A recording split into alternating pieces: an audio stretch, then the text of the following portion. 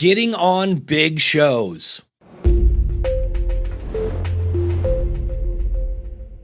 We all want to be in front of the biggest audience we can get, but how do we know which shows are big? Well, the answer is you don't, unless they've given you a screenshot in some sort of media kit, and in some cases, but not all, people lie about their stats. So I want to bring you to this post I saw on Reddit.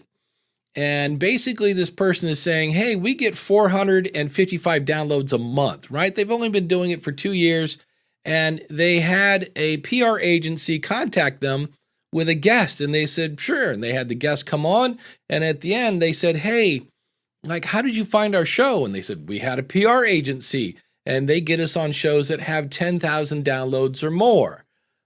Again, they have 455 total per month. And they were kind of like, that's interesting. And so they reached out to this agency that had found this show for them. I don't want to say their name. I'm not trying to throw dirt here, but that particular company said, yeah, we looked at this particular resource, and they said that their podcast that was getting 455 downloads a month was getting over 18,000.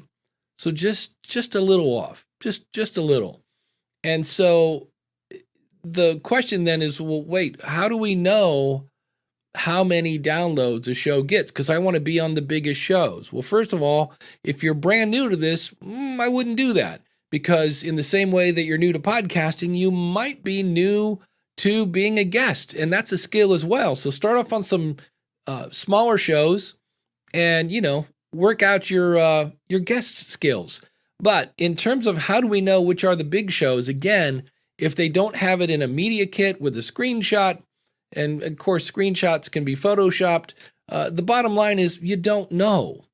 And so I want you to change the way you think, not so much about I want to be on the biggest shows, I want to be on the best shows. The best shows, think about it, you should know who your target audience is, and then find a podcast that is talking to that audience. And since we're talking about guesting and being a guest today, I wanted to take a second to share with you about how Podpage makes it super easy to have guests on your show. If we go over here, you'll see where before the episode, your guest fills out a form, they sign a release, you schedule the appearance, the guest fills out some more questions if you need more questions.